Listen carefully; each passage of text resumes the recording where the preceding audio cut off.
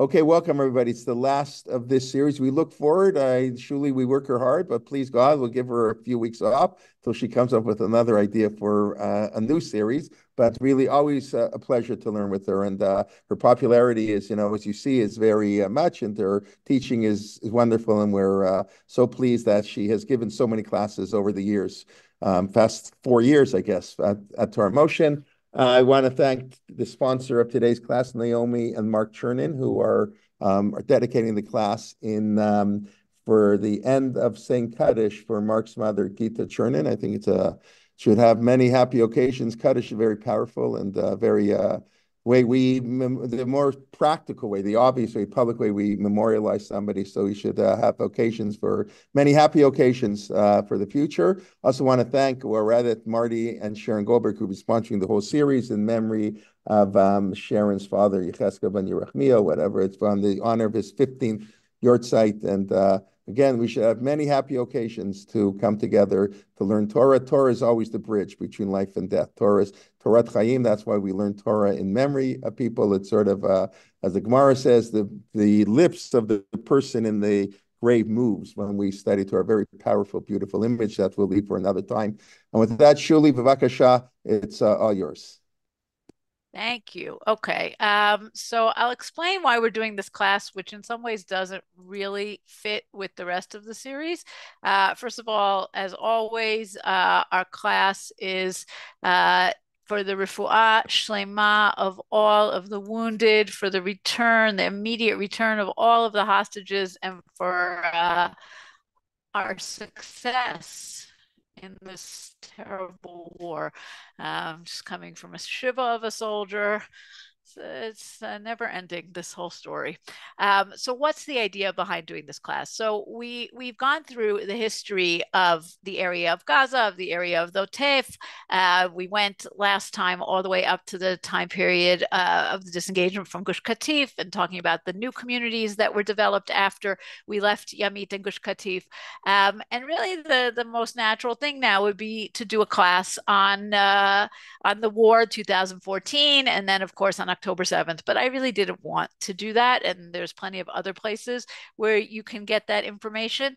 And I guess what I was thinking about was memorializing, remembering, because now we're still in the midst of everything that's going on. We're in the thick of everything that's going on.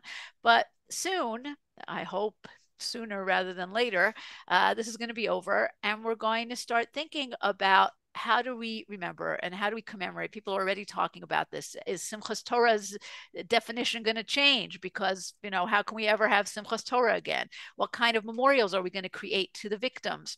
How are we going to incorporate this into our calendar? So that was one thing that I was thinking about. And also, so much of what has happened since October 7th, for people who know a little bit of Israel's history, it definitely reminds us of the Yom Kippur War in the sense of our being unprepared and kind of stuck in what we call in Hebrew a conceptia, right? The conception of what was supposed to happen, which didn't happen, and also the Yom Kippur War in the sense that while the generals were not so successful, the people were incredibly successful and brave. But we also are going back in many ways to another war of independence. We're going back to 1948. This is the war that is about our survival, just like that 1948 war was. And just as that one, when it was over, led to many questions about our identity and how do we act as Jews and as Israelis. I think this war is going to lead back to that too. And we're hearing so often about soldiers who are turning to Judaism. They want tzitzit, they want tefillin, they're bringing out a Sefer Torah to the battlefield. And in a way, it's almost a redefinition of how we serve Hashem. It's not going back to Judaism of the exile, but it's also not going back to Zionism that is empty of Judaism. So all of those reasons together kind of led me back to this class, which was created not for this occasion, but I think still has a lot of relevance. Okay, so with that very, very long introduction, Judaism has always adapted to wherever they are, right? We take the outside vessel of the language, of the clothing, of the food, of wherever we are, and we pour in our content. But today, we've come back to our ancient land, right? We've lost the traditions of the land. We have to create new ones. We also have this kibbutz galuyot. Each group of us is coming from different places. How do we bring those things together? Do we return to the way things were? Do we, when we were here originally, do we go back to our exile Judaism, or do we try to create some kind of a new hybrid? And the picture that you have here is an interesting picture because it's a soldier on Mount Herzl. And Mount Herzl itself is very much a hybrid.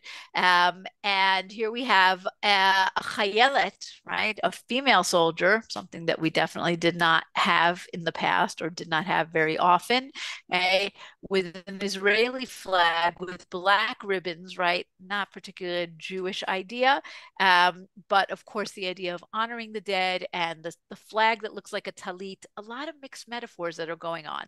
Okay, as we get started, just realize there are sources. I posted them in the chat. You'll see them also as we go, but just you can have them in the chat as well.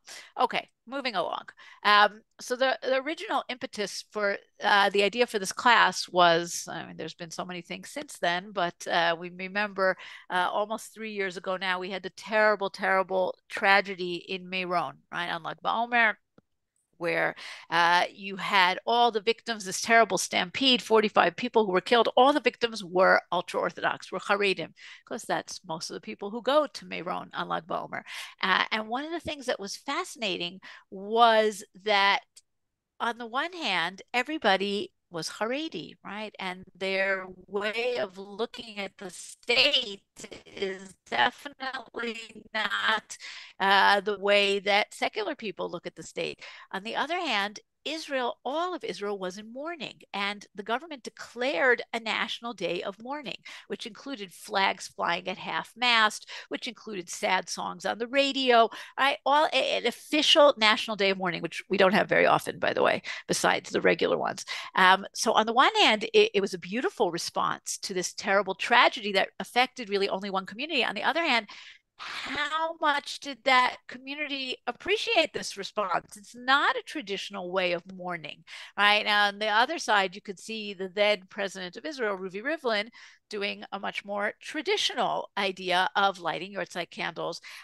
People went Shiva visits, right? Today, in the wake of 5 months of the war already, we are seeing, that everybody's going to Shivas, ultra Orthodox to ultra secular, everybody's going to soldier Shivas. But here you had this really unusual circumstance where you had a lot of secular people going to these very, very ultra Orthodox Shivas. So you had both. You had this kind of a national, governmental, secular commemoration. On the other hand, you had all of the traditional Jewish things that we do when someone dies, right? So this sort of brought this question to the fore in I thought, a very interesting way. So this brings us back to questions about what is our idea of the state from the beginning.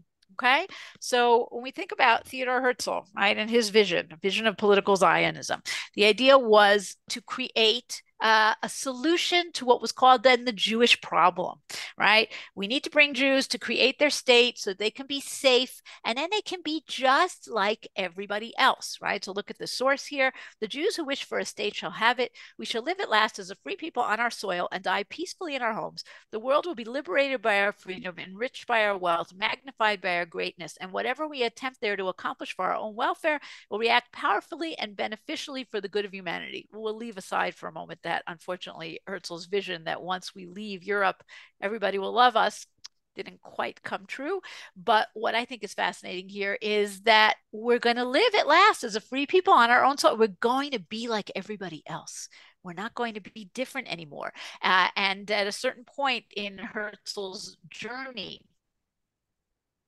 when he was very depressed and things were not working out, he wrote a novel called Alt Neuland. A lot of people have heard of it, I'm sure, Old New Land, right? And it's a utopian vision of this land, right? Somebody's going to come from the future in the future and see what the land looks like. And yes, there's going to be a little Judaism. They'll go to the Western Wall, but mostly it's this place that is full of amazing technology, European culture, whatever language is practical. There's no idea of returning to our Jewish roots, and certainly no idea of revitalizing our Judaism. Right now, contrasted to that is this gentleman, right, whose name is Asher Tzvi Ginsburg, but known much better by his pen name, Achad Ha'am, right? And he did not see the land of Israel and a Jewish state as a problem to solve the Jewish problem. It's not going to be a home for all Jews. Rather, right, he created something that we call cultural Zionism. It will change Judaism, right? He says we have to revitalize the Jewish soul and not just save Jewish bodies. And that's a very different idea. It's not looking as Israel as just a refuge. It's looking at it as a place to really change Judaism, right? And what does he say? And he wrote an awful lot. I just brought you one from one article, The Jewish State and the Jewish Problem. It is not only the Jews who have come out of the ghetto, Judaism has come out too. Judaism has come out, or is coming out of its own accord wherever it has come into contact with modern culture. The spirit of our people desires further development. It wants to absorb the basic elements of general culture, which are reaching it from the outside world, to digest them and make them a part of itself, as it has done before at various periods of its history, right? Judaism is opening up to the outside world. Remember, Achad Ha'am, living during the time period post-Enlightenment. Jews are moving out of the ghetto. They're assimilating. They're aware of the outside world. He says we should take those elements of general culture and make them our own, right? Which we've seen throughout Jewish history. Then from this center, the spirit of Judaism will radiate to the great circumference, to all the communities of the diaspora, to inspire them with new life. Achad Ha'am doesn't believe that everybody should move to Israel, okay, or that everybody needs to move to Israel. Rather, he sees Israel as the center that is going to change Judaism. And until today, we're having this debate, right? We talk about, should everybody be making Aliyah, or should there be vibrant communities in other places? And Israel will be the focus of this new idea. So Achad Ha'am, not looking to make us like everybody else, right? Very different from Herzl. And yet another approach is, of course, the Rav Kook, right? Rav Kook was admiring not only of all the secular pioneers, right? He came to Israel, and he obviously, take a look at him, was living a completely Orthodox lifestyle. He was a huge Talmid Chacham. He was respected by all parts of the spectrum, but he had great respect for the pioneers, right? For these very secular pioneers.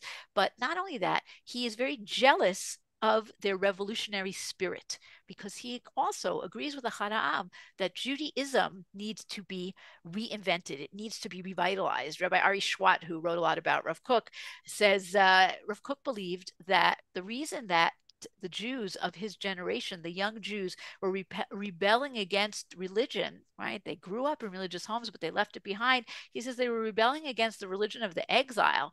If we return to the original religion of Eretz Yisrael, right? Working the land, social justice, self-defense, Hebrew, then they'll all return, which is a fascinating possibility, which I think we're seeing a little bit of now, right? But look at what he writes. He wants to have this spiritual revolution.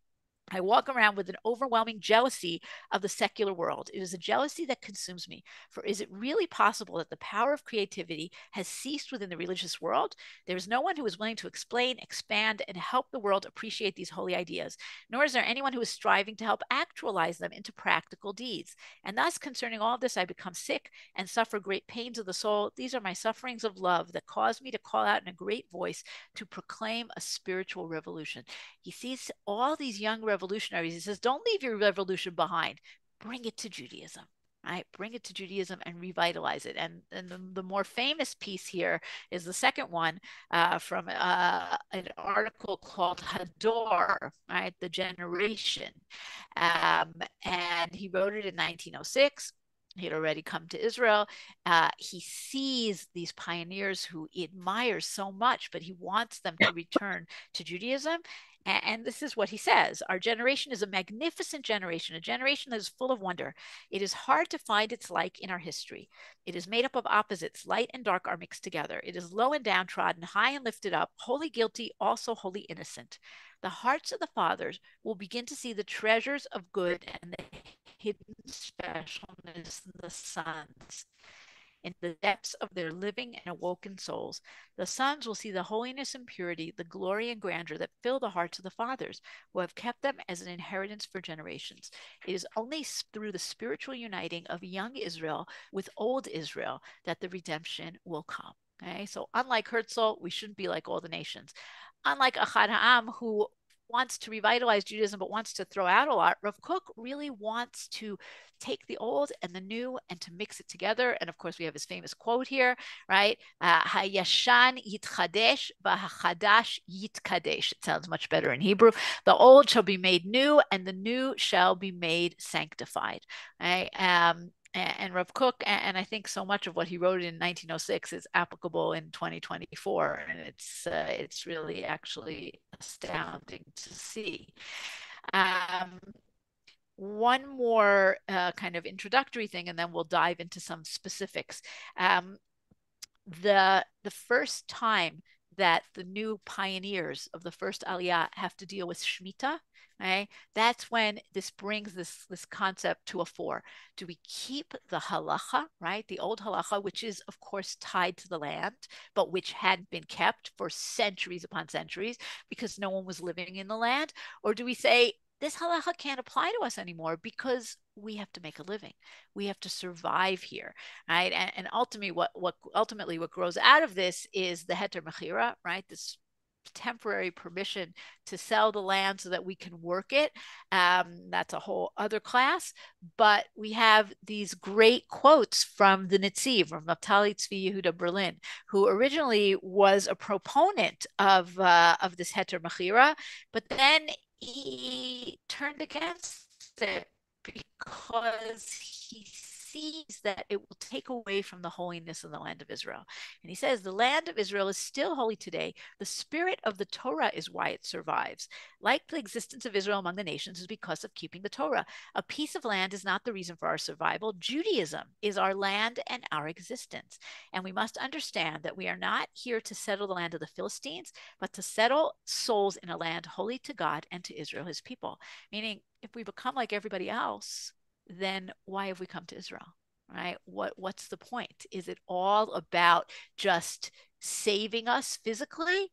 No, we also have to save ourselves as a people. We have to save our souls. We have to live here with Torah. So this is very nice to say. It's not very easy to do. Certainly when we come to practical things, and again, we could talk about this so much with Shemitah, with how hospitals run in Israel. Anybody who's ever visited Machon Somet and knows how they work with the army and the hospitals. It's not easy to have a Jewish state after 2,000 years, but these are the questions that we're dealing with. And Martin Buber in 1942 will just finish this introduction with his quote, because it's a great quote. If we want to be nothing but normal, we shall soon cease to be at all. We cannot be a nation like all the other nations, whether or not we want to, right? And again, October 7th kind of slapped us in the face with that. We want to be high tech. We want to have peace with the Emirates. We want to be, no, we're not like everybody else, and we'll never be like everybody else, both because the outside world won't let us and because we're different in a good way, in a beautiful way. One of the ways that comes to the fore, of course, in Israel is this idea of being a light unto the nation. So again, I should probably replace this with a newer picture, but I still think it's a great picture.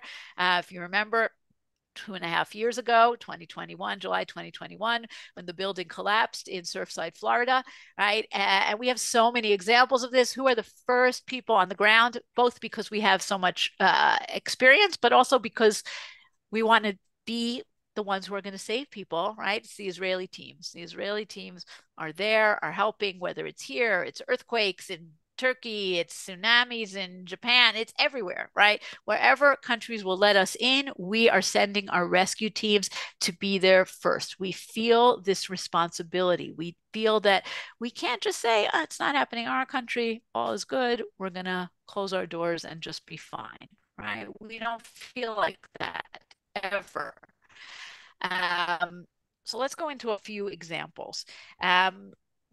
When we have the beginnings of Jewish self-defense, right? Jews start coming back to the land, and they start to realize that they cannot rely on the Arabs for defense, and they start to create Jewish self-defense organizations. The Gidonim, Hashomer, ultimately becomes the Haganah, right? What are our models? We don't have Jewish self-defense really after Bar Kokhba. We have a few examples: Crusaders, Jews against the Crusaders in Jerusalem, Jews in medieval Spain, like Shmuel HaNagid, but mostly Jews did not engage in fighting in the diaspora. And in 1909, you have the founding of Hashomer. Their motto really goes back to Jewish history. It says, "B'dam va'esh Yudah nafla, b'dam va'esh Yudah takum." Right? Judea fell with blood and fire. Judea will rise again with blood and fire. Right? But their immediate models, right? That might be their deep past models, but their immediate models, take a look. Who are they dressing like, right? They're dressing like the local Arabs. Sometimes they're even dressing like Cossacks. They're learning Arabic. They're riding horseback. They're trying to be like the local Arabs who that's their model, right?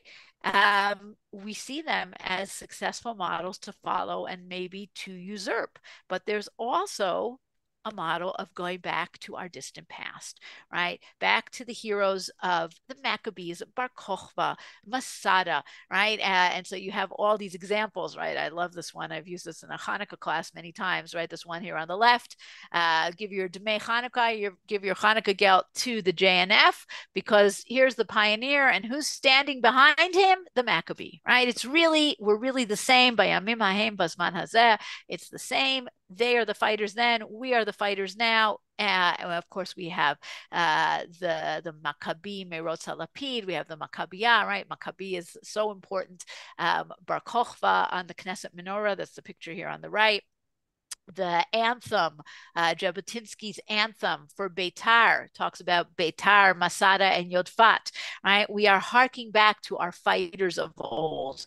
So again, we have those two different influences, local influence, completely not Jewish, but we also have our Jewish influences. What about our language, right? What should our national language be? Today you ask this question and people are like, of course it should be Hebrew, right? Hebrew. We all know it was not so easy to have Hebrew. In the beginning, in the very first institution of higher learning in the modern land of Israel, which was not Hebrew University, but the Technion in Haifa. And that's the picture of this in the middle here. It was originally called the Technikum. And the language of instruction was meant to be the language of the early 1900s, the scientific language, which of course was German. Right? They were going to teach, because German was the scientific language. And that made so much sense, because then you could read all of the journals and you could converse with your colleagues. And of course, we should speak in German. But there was an uproar. There was a battle. This was called the Language Wars, 1913, right? Jews are always finding things to fight about. Already, Eliezer ben Yehuda had been working on recreating the Hebrew language for more than 30 years by that point in 1913. And Hebrew was definitely a viable language. And people went out into the streets protesting that we have to have Hebrew and not German. Okay, there's already a whole culture of Hebrew. There are kindergartens in Hebrew and teacher seminaries and newspapers. And it's, again, we say, oh, is it going back to the old? Not really. Right, because Eliezer ben Yehuda created words for the train and electricity and tomato and all these things that they didn't have in the time of Tanakh. So it's an amalgam of old and new. Obviously, Hebrew won the battle, even though English is now winning the battle in some institutions of higher learning. But this was also one of these battlegrounds of who are we going to be? Are we going to be like everybody else? Are we going to be different? So if you look at there's the Technion in the middle. On the left here, you have a sign about a general meeting, Asefa Pumbit Gdola, a big public meeting. The Nosei, the theme, Hasafa Ha'ivrit, Sfat Halimud B'Batei Sefer Ha'ivriim Be'eretz Yisrael. Right? The theme is the point of the meeting is the Hebrew language. Should it be the language of instruction in schools, in the Hebrew schools in the land of Israel? And on the right here, you have in the newspaper, it's a shir hanitzachon. It's a victory song when Hebrew actually won the war. Hey, hey, dad, hagiborim, hatalmidim, v'hamorim, nitzcha sfatenu. Our language has prevailed. Hala, hala, komin satanim, hu kohenim, hu natan miderech tchiyatenu, right? It's going to all be to keep us, try not to keep us from our revival. And it's going to talk about the Technion, and we won't read the whole thing, but it definitely was not a given that Hebrew would become the main language. Okay, another interesting idea. What's our flag going to be? Okay, every nation needs a flag. We're going to look at sources about that in a minute. But a lot of people know that the inspiration for our flag is the talit, right? And this is David Wolfson, 1897. David Wolfson, one of the great early Zionists and philanthropist. Suddenly I had an inspiration. We already had a flag, the blue and the white of the talit. And the first flag, right, the Betsy Ross of, sorry, Canadians, but for Americans, the Betsy Ross of the Israeli flag is in Rishon LeZion in 1885. It was already used in the Zionist Congress in 1897. Okay? And this became our flag, but it was not the only suggestion. There were other suggestions. My favorite one, Theodore Herzl's suggestion for a flag was that it should have 7 stars to symbolize the 7-hour workday, which anybody who knows anything about early Israel before, the 2000s, 7-hour workday, kind of not really a reality. Okay, but that was one of the ideas. Another idea was a lion. There were all sorts of suggestions. The blue and white of the talit won out. But let's think about a flag itself. Is a flag a Jewish idea? So before we read the Hebrew source here, take a look at the English source on the left from Moshe Feinstein, right? A question that he was asked in 1957, should synagogues put up American and Israeli flags? Is that allowed, right? Many of us grew up in synagogues that had American Israeli flags. Certainly in synagogues in Israel, unless you're in the Haredi communities, there are Israeli flags. Rav Moshe Feinstein was asked this question, and he said, even though it is not appropriate to have a flag in the synagogue, and certainly not by the Holy Ark, it is not a prohibition, but rather something that is emptiness and foolishness. So Rav Moshe Feinstein was not a big fan of the flag, but if you look back at our sources, flags could be argued actually come from Judaism, which is a fascinating idea, right? Look at the source up here from Bamidbar Rabbah, talking about the camp in the desert, right? We know in the desert, the tribes camped in a specific way, right, around the Mishkan, around the tabernacle, and they each had symbols. Simanim hayu l'chol nasi v'nasi, mapa v'tzeva al kol mapa. Okay? Every prince of the tribes had a symbol. Okay, it was a mapa, a piece of cloth, right? What we would call a flag. V'tseva al kol mapa. Each one had a different color. Seva al kol mapa mapa. Kitseva shel avanim tovot shehayu al libo shel Aaron. The flags matched the colors of the stones on the choshen. Right? We know each tribe had his own stone. Right? Reuven was red. Everyone had a different color. The flag was that same color. Mehem lamda hamalchut, right? The Bamidbar Rabbah goes on. Lamda hamalchut liyot osin mapa v'tzeva l'chol mapa mapa. The nations of the world learned from us to create flags with colors. Kol shevet v'shevet nasi shelo tzeva mapa shelo domeh l'tzeva shalavno. Right? Fascinating. The Bar Midbar Rabbah understood that there are flags in the world. Those flags actually come from Judaism. So I am sure Rav Moshe Feinstein knew this source, but I guess he didn't think that it applied to our flags today. But perhaps a more appropriate source is the Rav. Right, the Rav in 1983 wrote an article about the flag, and he sees in it a symbol of Jewish survival and Kiddush Hashem. Right. Nonetheless, we must not lose sight of a law in the Shulchan Aruch to the effect that one who has been killed by non-Jews is buried in his clothes. I just heard about this again last week. Today, all of the soldiers who are killed and everyone from October 7th, they do not do taharas on them. They bury them in their clothes, exactly because of this reason, so that the blood may be seen and avenged. As it is written, I will hold the heathen innocent, but not in regard to the blood which they have shed. In other words, the clothes of the Jew acquires a certain sanctity when spattered with the blood of a martyr.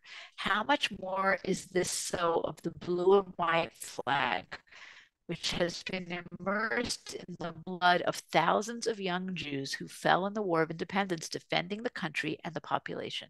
It has a spark of sanctity that flows from devotion and self-sacrifice. We are enjoined to honor the flag and treat it with respect, right? So the Rav, on the one hand, understands that a flag really is a nationalist idea that is not necessarily a Jewish idea, but the Kiddush Hashem involved with the flag is what creates something Jewish about it, and that makes it holy.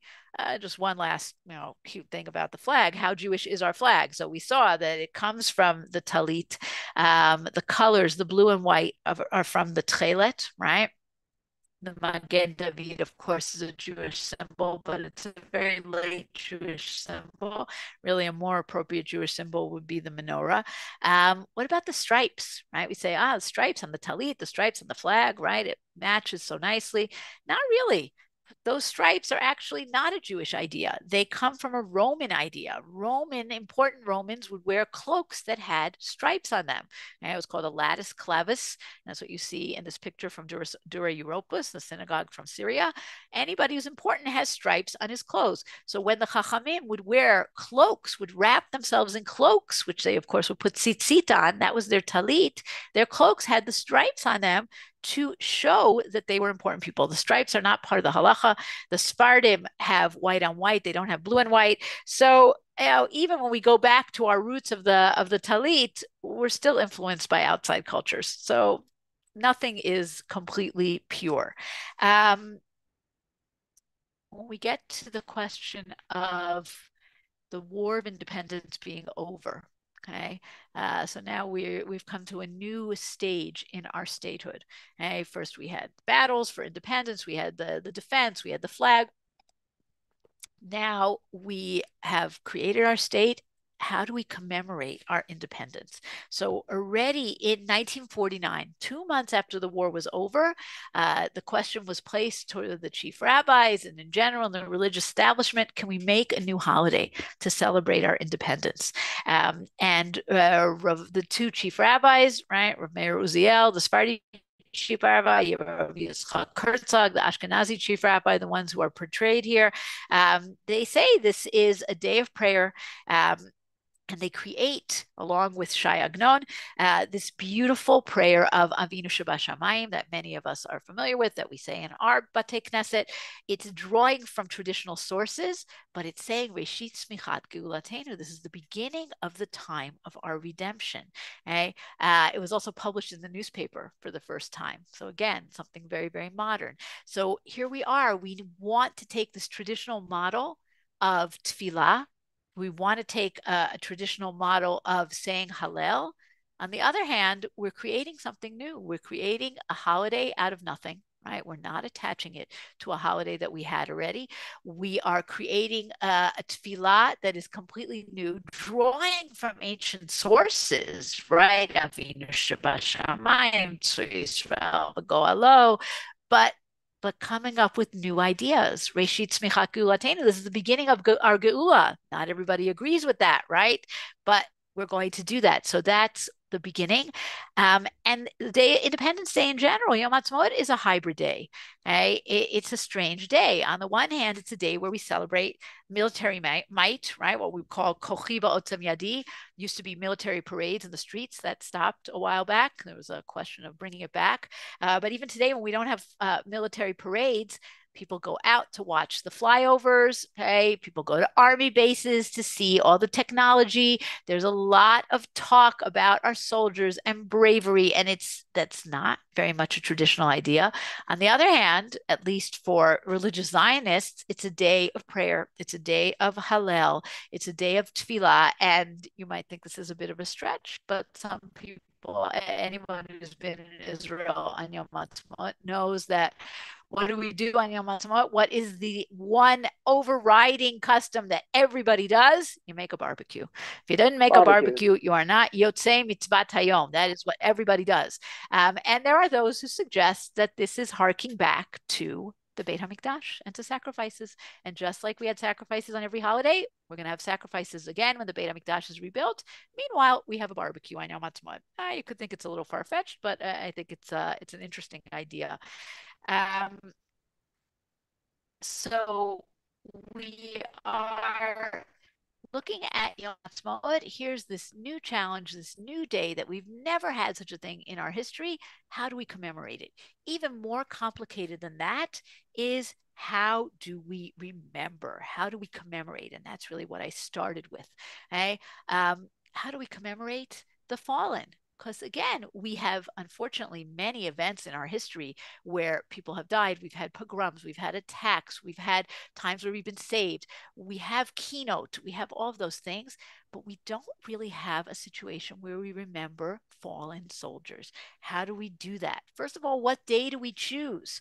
Okay. The choice is made to make the 4th of Iyar, the day before Yom HaAtzmaut, both as a connection between the sacrifices that were made to give us the state, right? So connection between Yom HaZikaron and Yom HaAtzmaut, as well as the fact that Gush Etzion fell on that day, on the 4th of Iyar. So that has a lot of resonance to it.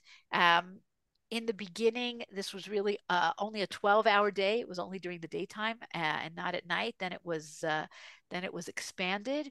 How do we commemorate it? What do we do? So we have new rituals alongside old, right? We have Kalmalei Rachamim, we have Kaddish, we go to the graves, but we also, our graves don't look exactly like the ancient graves did. Our military graves are a combination of Jewish ideas and Zionist ideas. With the great Aliyah from Russia, that changes even more. Okay, and this is the memorial for Jewish Russian soldiers that was put up in our Herzl. The graves, take a look at the graves for a minute, right? The grave of Rav Kook here is on the left. It's a traditional Jewish grave, which we've all seen many examples of, right? Ponikbar, the name, okay, the name of the father, and then whatever choice you choose to put into to the writing here, but usually it has the date of birth and the date of death. Rav Kook's has different dates. Allah Eretz HaKodesh, when did he come to Israel? Allah Yerushalayim, when did he come to Jerusalem? Allah Hashamayma. But it's all Hebrew dates. And it's all about coming to Israel as well as his death and his name. Okay? A military grave contains some of those elements, but it contains others that are very foreign to a traditional Jewish grave. Okay. On the one hand, we have the person's name and his last name. We have his parents' names. Okay. Eliyahu Cohen ben Sophia v'Shaul HaKohen. Okay. On the other hand, we have his nickname. Okay, not something you often see on traditional graves. You have the insignia of the army. You have his rank and his serial number. Okay, and one of the most interesting Zionist ideas. Okay, it doesn't say his birth date. It says his aliyah date, similar to Rav Kook. Nolad b'Mitzrayim, he was born in Egypt. Allah Tafshin Yud Zayin. He made aliyah in 1957. Okay? Because in the Zionist idea, you are reborn when you come to the land of Israel. And it tells you when he fell and the circumstances and how old he was. And again, let's go back to something Jewish at the end. So it's a real mishmash of the two, and I think a fascinating way. The other very famous way that we commemorate Yom HaZikaron is not just going to the cemetery, but we have a siren and moment of silence. We have the San Yom HaZikaron, we have the San Yom HaShoah. Anybody who has been in Israel for these days and has been out in the world, right, out on the street, out on the highway, you can't miss it. People stop their cars, they stand, they get up, they stand on the highway, everything stops. Hey, is this a Jewish idea? Hey, and there are those that will say, okay, this is a Jewish idea. This is Vayidom Aaron. We have to be silent when something terrible happens. But there are others who say, siren, really? That's a Jewish idea? That's not a Jewish idea. It's a very Goyish idea. Even the standing at attention is not a very Jewish idea. And there have been attempts by Haredim who want to respect but who don't like this, what they see as a non-Jewish custom. So some people will stand, but they will say Tehillim while they're standing. Other people will make it a point not to be outside while this is happening. There was even a petition that was brought before the Supreme Court to not have the sirens in a public place. The judge, Tzvi Halbertal, said, no. The whole idea is this is a cry in public. We are crying out together. And it's this amalgam of something very Zionist, not particularly Jewish, but it has become very Jewish while in the land of Israel.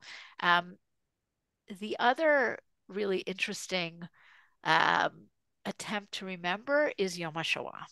Okay, Yom HaShoah, first of all, Israel in its early days had very complicated feelings about the survivors and about Yom HaShoah. If you've gone to Yad Vashem, you've probably seen, not so much anymore because today people go into the new museum and they don't walk here, but in the old museum you could not avoid these two reliefs. One is a statue, one is a relief by the sculptor Nathan Rappaport. The one on the right shows this very traditional Jews being led with the Torah, downtrodden, like sheep to slaughter. And the other one, of course, is the heroes of the Warsaw Ghetto, who all look like Greek gods. Israel had a very hard time with the idea of survivors. They didn't understand what the survivors had gone through. They couldn't understand the Nazi war machine, and they really only wanted to commemorate the partisans, the fighters, the resistance. And it took a long time for Israel to deal with that and for Yad Vashem to be about that. One of the places where the memorial is very different than Yad Vashem is on Har Zion, where you have something called Martef HaShoah, the Chamber of the Holocaust. And this is a much more traditional way of remembering it. Harks back much more to the way Jews always remembered their dead, where you had people who came from various communities, created memorial plaques, brought their whatever was left from their communities, and it was a way for survivors to have a memorial to talk about spiritual resistance. But the official Israeli memorial site of Yad Vashem took them a very long time to accept this idea of spiritual resistance, to accept this idea of a more traditional way of mourning. And of course, the biggest question was, should we create a new day? Right? Should we create a new day, or should the Holocaust be remembered as part of Jewish history? Okay? And there were arguments on both sides. Okay, very early on, the Chazon Ish, the Brisker Rav, Rav Velvel Soloveitchik, came out against this idea of having a new day of mourning, right? Take a look at the source on the right here from the Chazon Ish, who went with a very conservative idea. Matters of halacha are decided in accordance with the Torah, whose principles are set down in writing and whose interpretation is in the oral law. No prophet is entitled to introduce anything unless it has textual support in the Torah, just as the diminishing of anything is a deviation from the Torah. Likewise, adding to the commandments of the Torah is a deviation, right? There's no lo tosifu v'lo tigrau. Don't add and don't take away. Thus, the establishment of a fast for all future generations is a rabbinically ordained commandment. And that which we have today goes back to the time when there was still prophecy, right? Anything that was added in the time of the prophets. How can we presume as a generation that is better off remaining silent to even think of establishing matters for future generations? The very suggestion testifies to our denial of all our sins and our shortcomings. So long as we are soiled with transgressions and iniquities, destitute and empty of Torah, bare of commandments, let us not approach things too great for us. Let us search our ways and repent. This is our obligation. And he can't imagine that we are worthy of creating a new day, right? We have to have continuity. Holocaust is part of the continuity of Jewish history. We'll mourn as we always have mourned on Tisha B'Av. Others, most famously the Netivot Shalom, the Slonim Rebbe, said, how can we not have a day? The Holocaust is unlike anything. Yes, it fits into the pattern of Jewish history, but it shatters it. And how can we not respect those who died, those who were murdered with a day of their own? All right, so take a look at what he says, that we were unable to do anything to stop the way they were annihilated. Our hearts are pained that even after the great cataclysm, no commemoration for them has been established for the future. Some form of eulogy and mourning in the manner established by the sages of Jewry after the pogroms of 5048 and 9, when they ordained the 20th of Sivan for fasting and reciting slichot. Despite the relatively small dimension of that series of tragedies, why should the tragedy of the Holocaust be different from all those tragedies? They certainly deserve a fast day and keynote of their own. So you have these two approaches, both of them from the Orthodox world, right? One saying, we're not worthy of creating a new day, and the other saying we're not worthy of not creating a new day. And ultimately, what happened, right? What happened is really a tragedy, because different communities commemorated different things. Right? The secular world said, okay, we're going to create the 27th of Nisan, Yom HaZikaron LaShoah V'Gavura. Why? Why the 27th of Nisan? It's a strange date because the Warsaw Ghetto Uprising began on Erev Pesach. Obviously, we cannot have Yom HaShoah on Erev Pesach, so let's push it till the week after Pesach. It'll identify us with the partisans, with courage, with all of those themes that we have in Yad Vashem. 27th of Nisan. The Orthodox said, what are you talking about?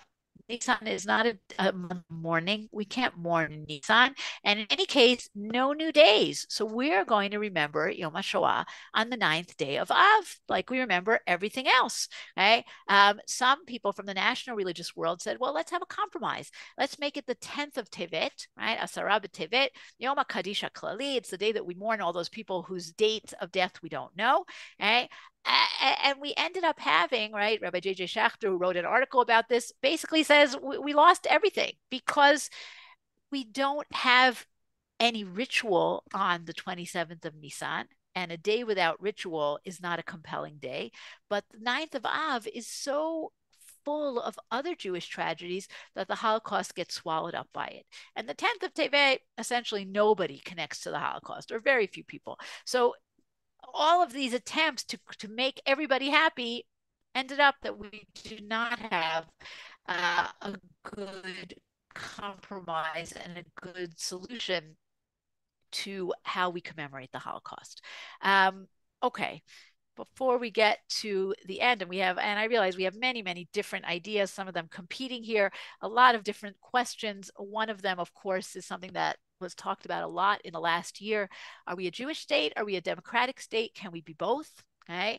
And that is definitely one of the issues and one of the questions that we think about. But I wanted to end here with music, because I think music is a great example of how cultures come through in a lot of different ways. So one of the greatest of our poets and our composers was Naomi Shemer. And Naomi Shemer, while she wasn't a religious person, was steeped in the sources. She knew the sources backwards and forwards. And her most famous song, which of course is Yerushalayim Shel Zahav, I'm not going to play it for you, but you all know it, is full of references to Tanakh, to Mishnah, to medieval poetry, right? Just go to the most famous part, right? To the refrain. Halo l'chol shirayich ani kinor, right? That's coming from Rabbi Yehuda Halevi. She's going back to the Borot Hamayim. She's going back to look at the last paragraph here, Likshor Ktarim, right? Going back to the Midrash about Moshe going up to the heavens and seeing God tying crowns on the letters. Okay? Even Ha'ir Asher Badad Yoshevet, the city that sits alone, is coming from Echa. So many different sources, and she's taking those ancient sources and really blending them into something very modern and very new. And finally, and we're going to try this. It didn't work last time. We're going to try to make it work this time. I'm going to play one song for you. But before we do that, something fascinating that's happening in the last few years. The first song I brought you here is actually an old song, but using Tanakh as an inspiration for new songs, right? And often new rock songs. So the example that I brought here is from the 70s, it is called Yechezkel. And on the one hand, it's clearly by somebody who knows a little bit about Tanakh. He knows about Yechezkel, right? The prophet Ezekiel. But on the other hand, it's a completely disrespectful song. It's actually a rather funny song, but it's a very disrespectful song. So if you take a look at it, right, this is the one here on the left. I did not translate it, but we'll translate it as we go. Anu ba'ad hanavi Yechezkel nelech acharav im tarmil makel el kol makom she'otanu yavi. Hanavi Yechezkel hu bomba shel navi. Okay, we are in favor of the prophet Ezekiel. We'll go after him with a knapsack and a walking stick. Any place he brings us, we'll go with him because he is a bomba shel navi. He's a superstar. He's the greatest of the Nevi'im. Ach, eze gever, ach, eze ish. What a guy he was, right? Shtei einayim ke'even tarshish. He had two eyes that were like the stones of these precious stones. Im malachim hu achal v'shata. He ate and drank with the angels. Hu ve'elokim kmo ani ve'ata. He and God, it's like me and you, right? That's how close they were, right? And he goes on and on about his dreams, and finally go to the bottom part. Laila echad kisheinav atzumot ba'el bik'am. One night while his eyes were closed, he came to the valley full of dry bones. Bone after bone he put together. Elef chatichot az halchu acharav. Really not translatable. 1,000 pieces went after him, but chatichot, of course, is babes, right? Cute girls. So it's a very disrespectful song, but it's actually a rather funny song. But it presumes a level of knowledge of Tanakh. Is it something that Rav Kook would have welcomed? Oh my gosh, no. Is it something that Herzl would have welcomed? No, because he would have wanted European, classical music. But it's a very Israeli amalgam of the ancient and the modern, but one that I think is actually a lot nicer. And this is something that's happening a lot these days: is people not setting Tanakh text to music, although that's happening as well, but riffing off of, building off of Tanakh texts. And this is a songwriter who has become a huge hit, a huge superstar in Israel, despite the fact that he's a religious guy who has a bunch of kids. He wears a kippah, but he is a cross-cultural phenomenon, and that's Hanan Ben Ari. If you've never heard of Hanan Ben Ari, go listen to some of his songs. We'll read through the words, and like I said, we'll try and play the song because it's a great song. And it's called Cholem Kmo Yosef. I'm dreaming like Yosef. This was a huge hit a couple of years ago. And he takes ideas from Tanakh and he applies them to himself, to everybody. Kol Adam Migorash Migan Eden. Every person was exiled from the Garden of Eden. Kol Echad Over Mabul. Everybody has gone through the flood. Lechol Echad Yesh Eze Hevel Shehu Mekaneh Bo Ad Mavet. Everybody has a Hevel, right, like Cain and Hevel, that he is jealous of him till death. Bechol Echad Migdal Shel Mered V'Bilbul. All of us have within us a tower of rebellion and confusion, right, like the Tower of Babel. Kol Adam Holech Lo Mi Beit Abba. All of us leave our father's home. Kol Echad Kimat Okedet. No, all of us almost sacrifice our children. Well, something that's very appropriate today in Israel.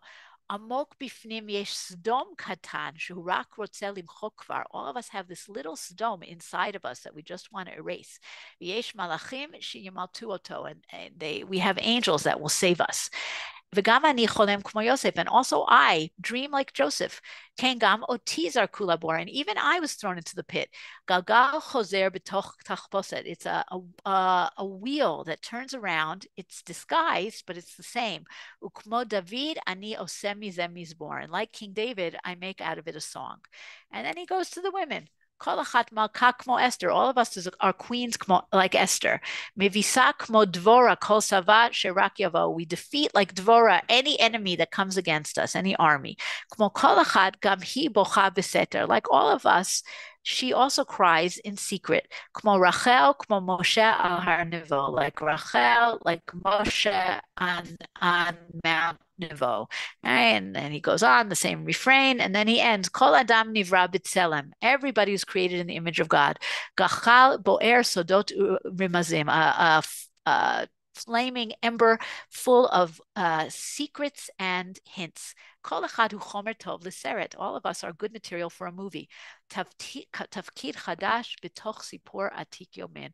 A new role within a very ancient story. And that's really where we are. We're a new role within a very ancient story. And I'm going to try. You guys will tell me if you're hearing it. I don't know. Last time it didn't work. This time we're going to hope that it will work. Hold on. Not here. Just a second.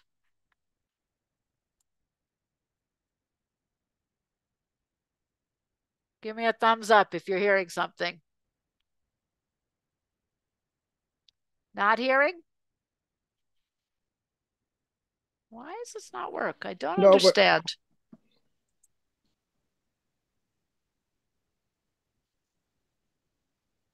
Okay, I don't understand why it doesn't work. You have to share your audio. I thought I did that. Let's try that again. All right, here we go. All right, one more time.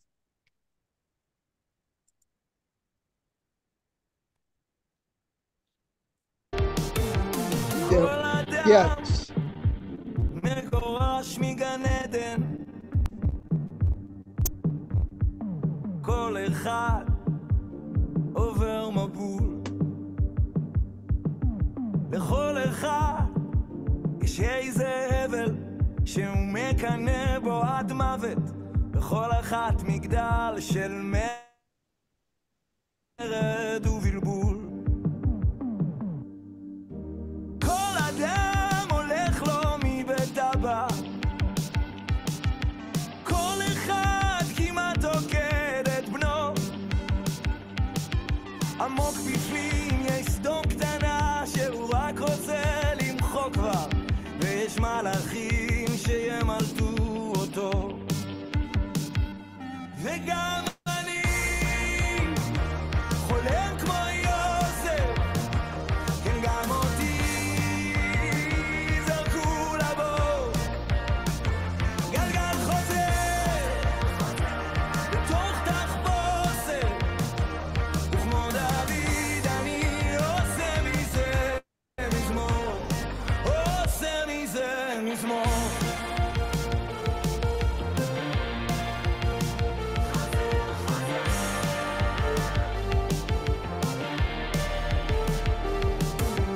כל אחת מלכה כמו אסתר מביסה כמו דבורה כל צבא שרק יבוא כמו כל אחת גם היא בוכה בסתר כמו רחל כמו משה על הר נבו וגם אני חולם כמו יוסף כן גם אותי זרקו לבור גלגל חוזר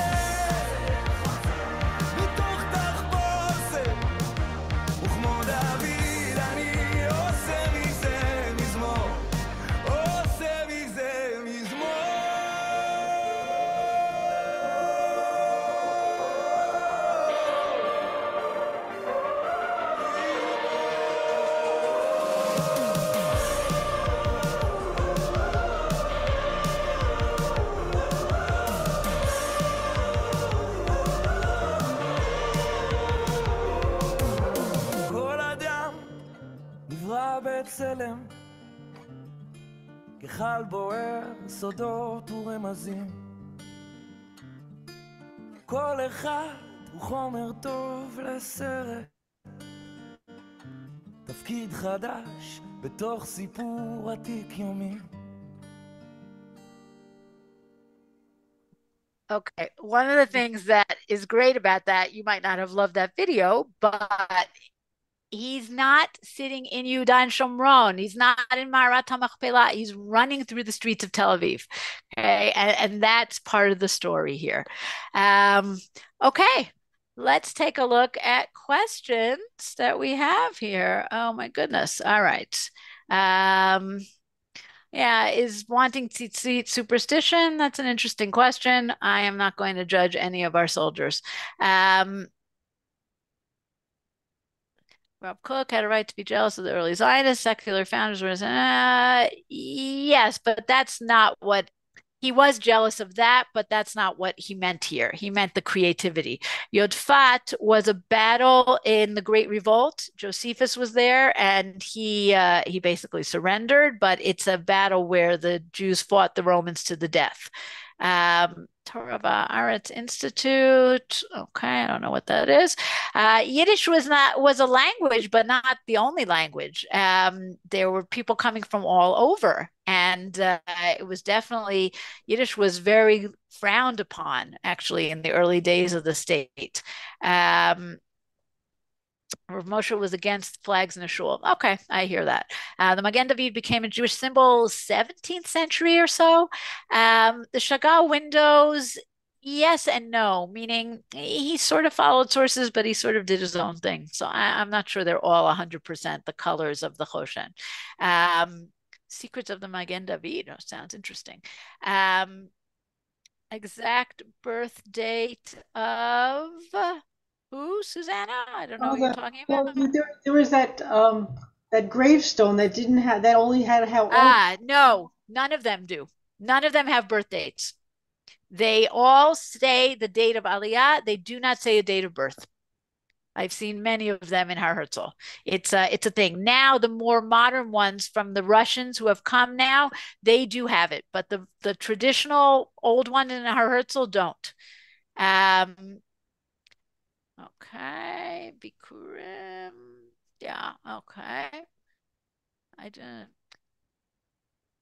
Varying stance of Israel regarding fully commemorating the Holocaust mourning. No, I'm saying in the past, right, in the 50s and the 60s, Israel had a lot of trouble dealing with survivors, dealing with the Holocaust. That's a whole other class in and of itself.